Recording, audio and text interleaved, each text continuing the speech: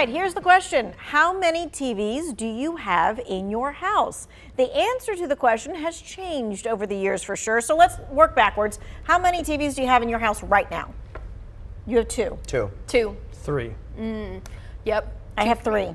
Okay. Okay, so I think today some people may actually have less TVs than we did, let's say 10 years ago. Here's my train of thinking, because so many of us now have a laptop or we have a phone that we would take into that other room to do that, whether that's the bathroom or the kitchen or whatever. Yeah. You don't need a TV in those rooms anymore because you're just gonna take your iPad or your phone That's with you, true. right? Yep, that Yeah. makes sense. I agree.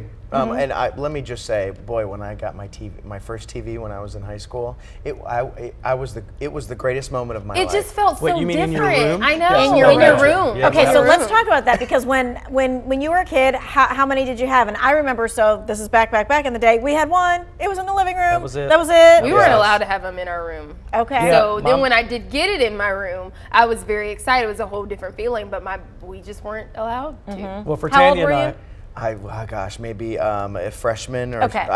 it was young enough where I wasn't allowed to watch Roseanne.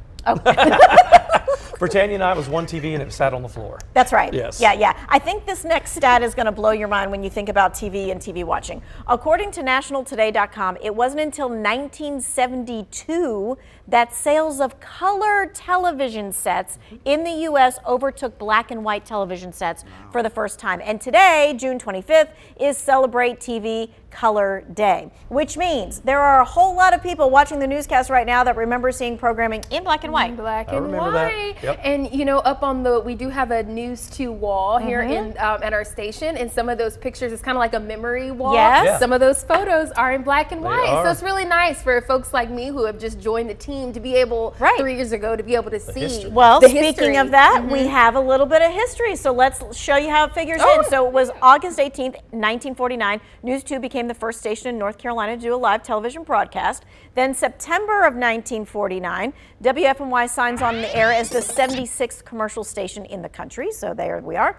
And in 1956, we transmitted the first program in color. It was not news. It was a film program with North Carolina's Azalea Festival in Wilmington. The news, though, was still in black and white. Now, when our own Sandra Hughes first started in 1972, the transition to color was still taking place. It took years to change over the cameras, the film, the machinery, all of it. So amazing. See, I remember Nick at Night being in black and white, and then I come here, and then we've got Andy Griffith In black and in white. black and white. and So white. it was great to be able, kind of that nostalgia. In fact, That's right. people here locally don't like the color versions of the Andy Right. Griffith That's show. right. They like the old They school like black the and old white school. ones. Yeah. That's interesting. Well, WFMY is 75 this year, so we're happy to be with you, and in color, by the way. That's right.